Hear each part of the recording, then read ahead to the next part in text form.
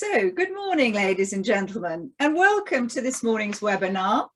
Today, we'll be talking about Portugal's Golden Visa and approved Golden Visa fund options. Now, if you'll forgive me, we're just going to wait a minute or two so that we can allow in all our participants. I can see that you're all streaming in. It's wonderful that you're with us today. Thank you. We are streaming live on Facebook, and we're obviously recording this webinar so that we can put it in our webinar library on the movingtoportugal.org.uk website. So once again, I can see most of our participants have found their way into the event. Welcome. My name is Christina Hippisley. I'm the General Manager of the Portuguese Chamber of Commerce here in the UK. And today is Thursday, the 16th of September. And our webinar today is Portugal's Golden Visa and approved Golden Visa fund options. So, as I said, here at the Portuguese Chamber of Commerce in the UK, through the year, we do quite a lot of events, live events and virtual events like today, around the theme of helping you all to learn more about moving to Portugal, because we know there's a very big audience of you out there. Just to let you know, obviously COVID and the pandemic has dramatically affected the way we all do business. We've been unable to host our usual live events over the last 18 months, and it's been months since we saw you all in person, which is a great shame. But in the interim period, we've been holding these webinars, and I'm delighted to say that we very recently took the decision to hold the next live version of the Moving to Portugal shows and seminars here in the UK in central London on Thursday, the 21st of October. It's going to be at our usual venue, the Pestana Chelsea Bridge Hotel, which is 10 minutes walk from London Sloane Square. It will be smaller than usual, obviously. We'll send you more details over the next couple of days, but just to let you know, save the date, Thursday, the 21st of October. Now, for more details, go to movingtoportugal.org.uk. Over 6,000 people have attended the live events so far, so we know that there's demand and there's continuing demand post-Brexit. So we get a lot of questions from our audience, and here today we're going to spend 30 minutes with a question and answer session between myself and our guest, who I will introduce in a moment, and then we're going to take questions from the audience, yourselves, and any questions you've got, please put them in the chat box, and we will discuss them, and I will put them to Ashish Saraff, our guest, after that. So, are you wondering about the Golden Visa process in Portugal and why everybody now seems to be talking about investing in funds rather than buying property directly as part of their Golden Visa applications? So today we can answer your questions. I'd like to introduce to you our corporate member, Ashish Saraff from Aretha Capital Partners, and they have recently launched the Aretha Portugal Vision Fund. Now I'm going to ask my colleague Namrata to put the first slide up, and therefore we can now see that the details of today's webinar, and Ashish will now tell us a little bit, Ashish, about yourself and your background. Next slide, thank you. Ashish, do tell us a little bit about yourself and Aretha Capital Partners and why we've invited you here today. Well, firstly, thank you very much, Christina, for hosting this show, and a warm welcome to all the guests who are attending. Those who haven't been able to tune in, I'm sure you'll see a recording. My name is Ashish Saraff, and I'm tuning in from the beautiful city of Cambridge in Cambridgeshire. It's a very sunny morning today. Professionally, I started my career as a securities broker from 2001 to 2010. I traded pretty much all kinds of securities and commodities across the world. Earlier, last decade, I came to London for my MBA and graduated in finance from London Business School, after which I went on to work with alternative investments, which was quite a shift in my career from the listed market to the unlisted market. And as a part of some of my assignments, I bumped into migration funds, starting with UK Tier 1 and then with US EB5. So I've spent about 7 years now in the alternative investment spaces, out of which I would say half of my work has been around migration funds. And I founded Aretha Capital Partners about 3 years ago to get better products and better options for consumers in this space. I also founded a company called Novi Technologies, which is a prop tech venture. And the two product lines we have there are buy to let and co-buy, which we are shortly launching. Overall, our core business is real estate investment and real estate investment management. We are members of your chamber, of APPII, which is the largest real estate body in Portugal, and several other chambers across the world. And could I ask you, Ashish, just tell us a little bit about why Portugal? What's your involvement and business interest in Portugal particularly? Why does it appeal to you when you could choose all the countries? I mean, what is it about Portugal particularly that has brought you to us and made you concentrate on Portugal? I'm glad you asked that, Christina. Portugal is among the top 3 favored destination for Brits. We are present in Portugal, Greece, and Cyprus. We are just entering Spain. Now, as I said, on Aretha Capital Partners side, we set up regulated investment funds. So the Portugal Vision Fund and the Greece Vision Fund are 2 real estate funds where we invite capital investors to come and invest in these categories and also get benefit from the Golden Visa. On the other end, Novi's products, which are buy-to-let and co-buy options, we curate multi-million euro properties which are exclusive in nature for our clientele here mostly, which is either in Britain or in Northern Europe. We do have some business in the Middle East as well, but our buy-to-let options is one of our core business lines on Novi as of today. So we have interest on both sides of the spectrum of the real estate market. Okay. Obviously, Ashish, can we have the next slide, please? Obviously, Ashish, today we're going to talk in more general terms about the Golden Visa and the options in Portugal. And I don't know if my colleague can hear me. Could we have the next slide, please? Yes, perfect. So here we have, ladies and gentlemen, some of the discussion points that we're going to be talking about, Ashish and myself, over the next few minutes. So this is because Ashish has kindly agreed to talk to us around the subject in general, so that we get a good flavour of the different options available and what's happening with the changes and issues on the Golden Visa. So we have a couple of slides which we can show you, which we'll come to in a moment. But just to orientate our listeners, we will be talking briefly about how does the Golden Visa work in Portugal. We're also going to address this issue about why are Golden Visa funds now becoming a popular option for Brits and other non-Europeans to invest in Portugal instead of investing directly into real estate. This is an interesting question, and it's really only arisen in the last 6-9 months here in the UK as a big topic, because before that, British people were considering buying real estate directly. Ashish and I will then talk very briefly about what's going to change in January 2022, which is in theory the deadline for the change of level of investment. And last but not least, Ashish will be talking with me about what should investors who are thinking of buying into the Golden Visa program be looking for. What pitfalls must they avoid? And Ashish is very good on what to avoid.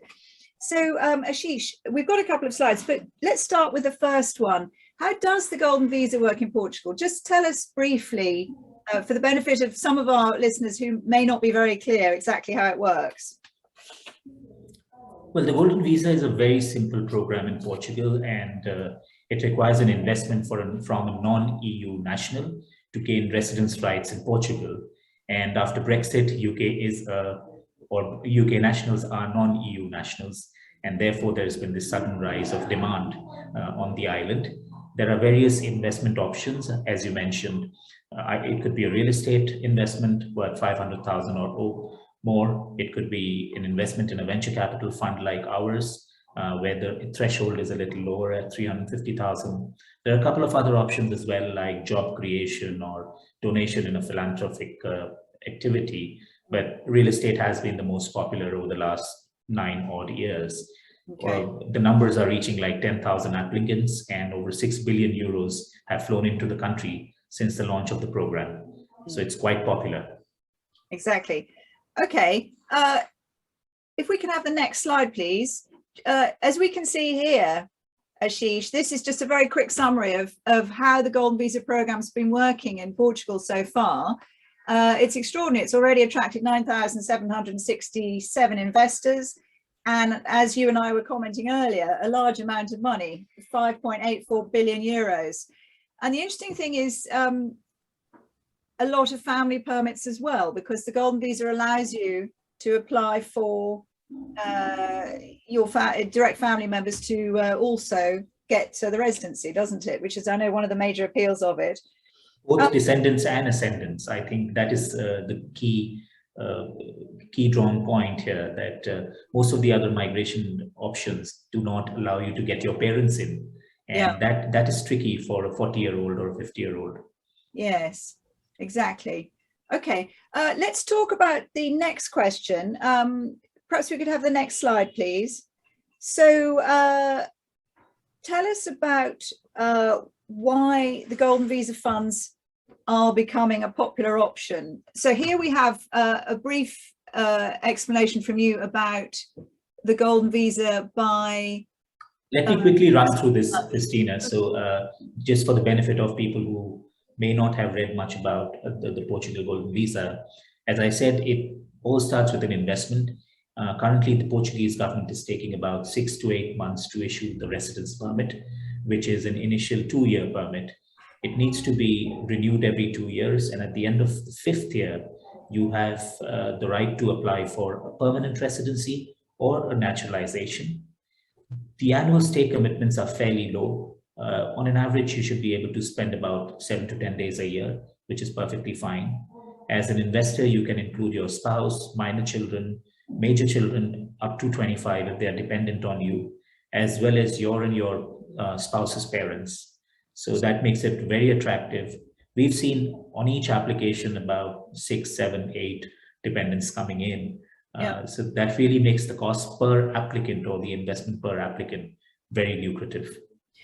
And also, to get to the heart of the matter, Ashish, the reason why British residents who remain tax resident in the UK might wish to consider investing in a Golden Visa in Portugal is if they wish to maintain a European footprint, because the UK is now outside Europe. We are a third country, equivalent to the US, for example, when dealing with Portugal. But there are many Brits who wish to maintain a foothold in Europe, whether it's to use their second home in Portugal or France or wherever it might be, whether it's to be able to travel freely through Europe, and whether it's to be able to spend more than 90 and 180 days in any one point in Europe.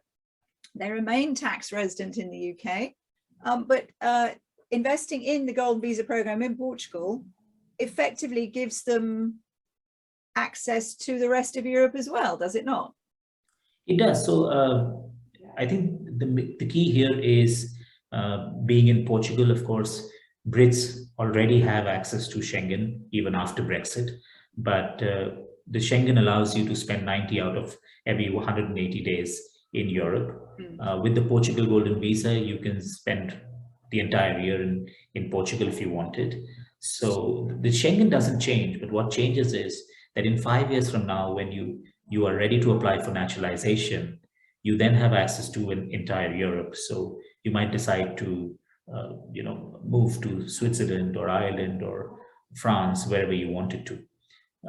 This is something which was available to Brits up until 2020. So I know a lot of people who do have permanent residence rights, and they did apply before the end of the transition period. Okay. But and from a tax point of view, again, nothing I say here should be taken as a tax advice or an immigration advice. Yes. We work with service providers like EY and KPMG, and we're happy to introduce them to you for specific questions. But there are very good tax opportunities like the non-habitual tax regime, which can protect a lot of your global income. Glad you mentioned US, because Americans have become the second highest group of applicants in the Portugal Golden Visa for the past 6 months.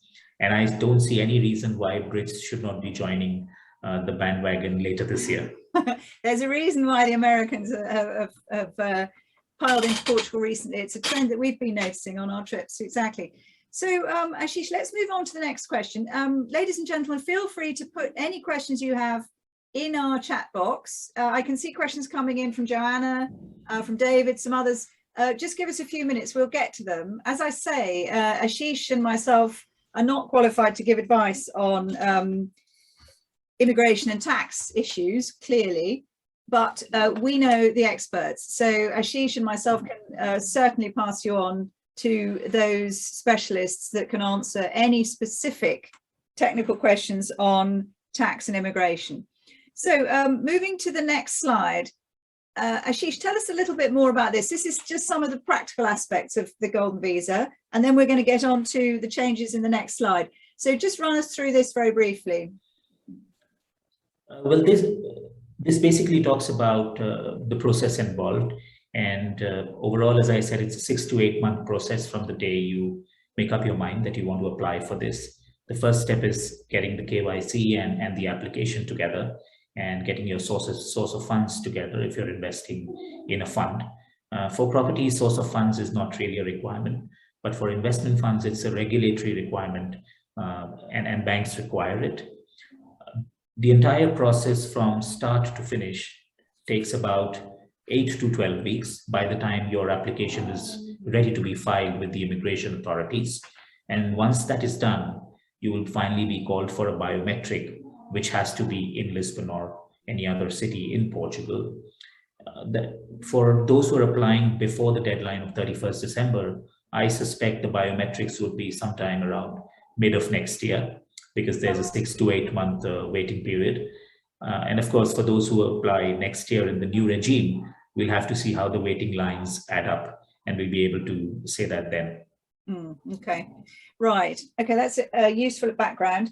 Now, tell us a little bit. The other question we want to tackle is what will change in January 2022. I'm thinking, therefore, let's go to the next slide, because this explains briefly and very well why people are looking so closely at the fund option as opposed to the property option.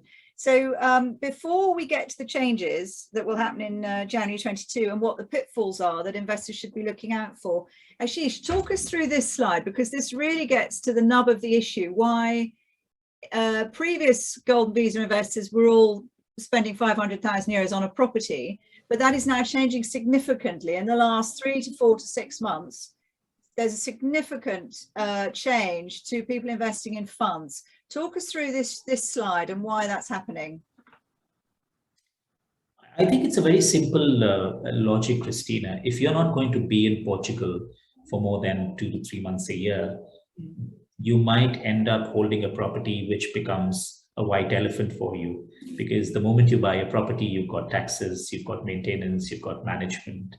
And most of the clients that we've been speaking over the past 1 year, some of their common concerns are, how do I manage the renters? How do I manage tenants? What if a tenant comes and squats in and doesn't move out? And do I need legal enforcement? What if I want to sell it 6 years down the line? So I would suspect that fund options are becoming more popular for the passive investors, which is that group of people who intend to take the Golden Visa route for the benefits it offers, but they are unlikely to spend more than 3 months a year in Portugal. And they're realizing that it doesn't make sense to own a property there. Both from an income point of view, income on asset or income on investment, as well as the maintaining headaches that are associated with buying a property. Having said that, property still remains one of the top choices. I would say 60% plus investments are still going into properties. Property, that's interesting. But I suspect that this would change drastically going forward, especially because from January 2022, when the new laws come into force, you would not be able to, or rather you would not qualify if you bought properties in Lisbon or Porto or other coastal areas, which means you would have to go into interior areas where you're unlikely to be wanting to hold properties. Yes, that's right. So the yield won't be so good. Exactly. Yeah. Yields might not be so good. They might be far away from where you want to live. And look, holding properties in metro cities or large cities still might make sense. But for the purpose of golden visa, when Lisbon and Oporto and major cities go out of the scope, I think the shift is going to be drastic towards fund options. But what does change for the fund option as well is, if you're applying this year, the investment requirement is 350,000 euros. But if you're applying next year onwards, it is 500,000 euros. So unless you just want to invest 350,000 more, or sorry, 150,000 more, you should move sooner rather than later. And we should add, for those British residents who wish to remain resident, who already have properties in Portugal, reallocating some of their existing liquid investments into a Portuguese golden visa compliant fund would allow them to come and go at will to use their own property, their existing property in Portugal, even though they're still tax resident in the UK. So that's another option that people might wish to consider, and another reason why investing in the funds is of increasing interest to British people who already have properties in Portugal. I should add that Madeira will remain outside the changes, won't it? I know that the changes that come into force on the 1st of January 2022, which will mean that property purchases in central Lisbon and central Porto and key areas in the Algarve won't qualify for golden visa. Properties in Madeira and the capital of Funchal will. So that's just a part of the new changes. So you're anticipating then, Ashish, that January 2022 we'll see some changes and a slight alteration in the way people are making decisions about investing in Portugal. Tell us a little bit, before we come to the questions, tell us a little bit about what investors should be looking out for. What sort of pitfalls do you think people should be aware of? I'm glad you asked that, Christina. I think there are quite a few points that investors must be looking at, and especially because I'm sure that many of those who are going for golden visas, while they might have a lot of experience buying properties, they may not have invested in unlisted funds prior to this. So a couple of important points which investors should be looking out is A, conflict of interest. What I mean by conflict of interest is when you're investing in a fund, you want to ensure that the sponsors have no conflict of interest with the assets that the fund is going to buy. And more often than not, that is the case which I've been seeing. Sponsors are usually the asset owners who are parking their own assets in the fund from the capital which is received. So for every fund, including ours, the documents are openly available because these are all regulated funds. One needs to dive deeper into the documents to see who the sponsor is and whether there's a conflict of interest with the fund as a separate entity. The second point which people need to think about is the expenses and the distribution hurdle. Now, a fund is as good as it performs, and all things remaining constant, expenses become a very large part of the return on investment. And to draw a very simple example is high street banking versus new age banking. So if you look at TransferWise versus, let's say, an HSBC, if you wanted to send £2,000 to America today and convert it to US dollars, the HSBC commission is 4% and TransferWise commission is 0.4%. So expense ratio is something which one needs to see in. Traditionally, high street investment managers charge management fees between 2 to 3%. And technology-driven investment managers like us have expense ratios of under 0.5%.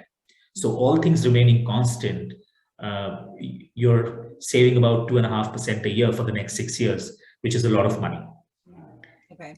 And management fees, which is a part of the expenses, that is something you want to have a look at carefully, because that would affect where your capital or your portfolio value is 6 years down the line. And finally, which is, to me, it's the most important, is the distribution hurdle. Now, in investment management, we have something called a distribution hurdle, that what is the minimum amount which goes to the investor first, after which the fund manager or the sponsor gets a profit. We've seen in some funds that the investment manager gets paid first and then the investor gets paid, which is fine. But then that means that you are in the second preference of distribution. Whereas in some funds, you would find that the investor gets paid first and then there's a profit sharing ratio. So that becomes more favorable for investors. As long as you can keep these 4 or 5 points in mind, you should be fine with any fund you're going. The key is for you to be comfortable with the investment manager. Right. Everything else remains constant because all of the funds are regulated by the Portuguese Securities Market Commission. Right. Okay, Ashish. Now we're going to start taking some questions from the audience, because particular questions come in which is relevant to this topic. So we've got a question from Rox, who says, I have heard that investment funds are not liquid and it's difficult to get out of them at the end of the 6 years. And that is a key issue. Could you elaborate? Well, I would say there is no evidence to suggest that, because firstly, the Golden Visa Fund, the Golden Visa law allowed funds only 2 years ago. So none of the funds have reached 6 years. And therefore, there is no evidence that funds were unable to return the capital at the end of 6 years. But if you look at the traditional investment management industry, whether it's in the UK or in Portugal, investment managers have been always able to return funds.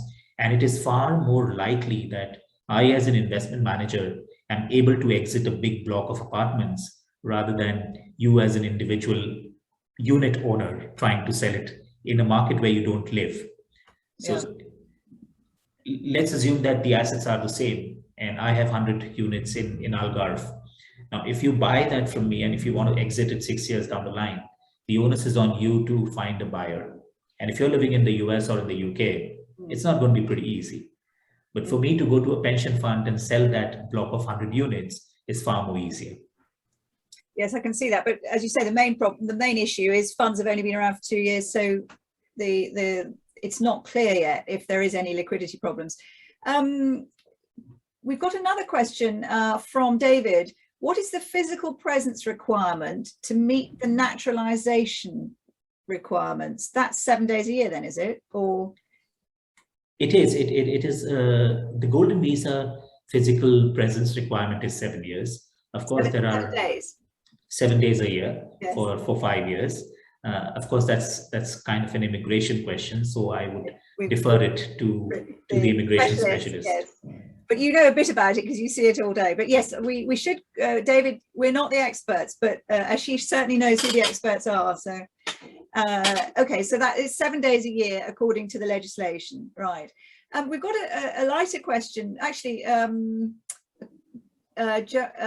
Joanna. You again, Ashish, forgive me if you don't know the answer to this, because as we say, we're not experts. But Joanna is asking, can my spouse's children, i.e., my current husband's children from a former marriage, can they be included in a Golden Visa application? So Christina, firstly, it's not about not knowing the answer, but being construed as an advice. Yes, forgive me. You will know the answer, but it's not. You're not qualified to give advice. Yes. So again, for the question per se, yes, you can include your children from other marriages. Okay. You will need the no objection certificate from the other parent of the child, but as long as that is the case, it's fine. Okay. Now, another question. Mark Dennis. Mark's asking, could you give us an example of the timescale and what is the first step to start the process? So we covered that earlier, but perhaps we could just recap for Mark's benefit. Well, with the time frame to process and file an application is usually about 10 to 12 weeks. Since we're approaching the deadline, of course, we will continue to accept clients as long as we can, but anything less than 10 weeks is going to be a disaster towards the end of the deadline. So we would encourage clients to start as soon as possible. The first step is to get the professionals to start working, sign their engagement letters, pay them a deposit so that they start working on your tax application, bank account opening, collecting the immigration paperwork, etc. When the entire application pack is ready, which could take 6 to 8 weeks, depending upon how good you are with your own paperwork and how organized you are with all the documents that are needed, the final step is to wire the capital. So at the Portugal Vision Fund, we have made it a practice that we would not call in the capital until your application is ready. Okay. So that we avoid any chances of the application not going through and then having to refund you, which I know a lot of other guys don't like it because they want to take the commitment from the client, but we are fine with that. Okay. Interesting question from Helena Newlands. Is there a list of approved funds to invest in that qualify for the Golden Visa? Now, I guess the answer to that is they've got to be registered with CMVM, which is Portugal's equivalent of the Financial Conduct Authority. Correct. Is that correct? Is there a list of approved funds? Well, there's no such list. Any fund which is approved under the venture capital category by the Portuguese Securities Market Commission and has Golden Visa on their offering documents as a section of the investors, you're fine in investing with them. So for example, when you see our limited partnership agreement, there is a separate asset class or a unit class, which is specifically designed for Golden Visa investors. And we are authorized by the CMVM to collect investments under that category. Okay. Now, ladies and gentlemen, we have hit 11:30. We've got a couple more questions we're going to answer. Now, Marta, could you put up the final slide, please? The next slide. Exactly, right. So we've got a couple more questions which we're going to answer because I'm conscious that we want to not take up too much of the time of our participants. But we've got one more question. I thought there were a couple of very good questions here, which I will take. Let me just check. Oh, there's a good question. Right. Okay. Yes, Nick Schmidt has just asked, sorry to go back to the earlier topic, but regarding the end of year deadline, is that the date by which the application needs to be with you and the capital wired and the application submitted, but not necessarily approved yet by the Portuguese government? That's right. So we have been told by our legal advisors, which is Ernst & Young in Portugal, that the deadline of 31st December is to ensure that the application is recorded with the SEF online portal. Now, since it's December and Christmas, we would like to get that date up to about 15 December, just to ensure that there are no last minute technical hitches which cannot be sorted. But the goal is to have the entire application ready, contribute the capital, get the confirmation from the bank that your capital is in the country, and therefore your application is completed. Biometrics and all other formalities will follow next year. Okay. I'm going to ask you one more question, Ashish. We get this a lot. This is from, I think it's Martin. I bought a property in Portugal in 2017. Martin did. I did not apply for the Golden Visa at the time of purchase. Why would he? Can I use my property to make my Golden Visa application now? Well, I don't think so. I've had this question in the past, and we've got this addressed by our immigration specialist. Again, I can connect Martin to the immigration lawyers and let them have a call. Okay, right. Okay, I think, therefore, that we have come more or less to the end of the relevant questions we've had from our audience. Just before just to be clear, Ashish, you're very happy to answer questions in private. If any of our guests would like to have a short Zoom call with you, here is Ashish's detailed contacts here with a phone number.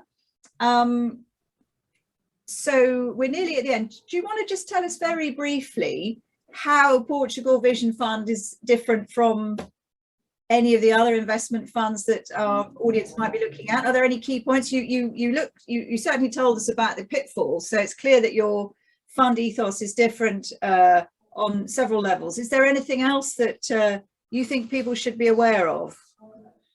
Well, I guess a couple of points, not a lot.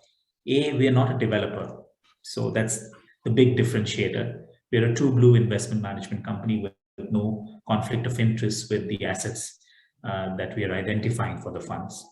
We're a prop tech company, so we use the same assets for every consumer and not identify specific assets for Golden Visa. Therefore, also leading to probably the lowest expenses in the class. As I said, our expense ratio is under 0.5%, which is by far the lowest. And all things remaining constant, the expense ratio determines how much you're going to make on your investment. So let's say the market remains constant, every fund manager performs in the same way. The expenses make the returns on investment very, very different. And finally, we are a UK-based company, we are a British company. So as a British business myself, I try and support British businesses where possible.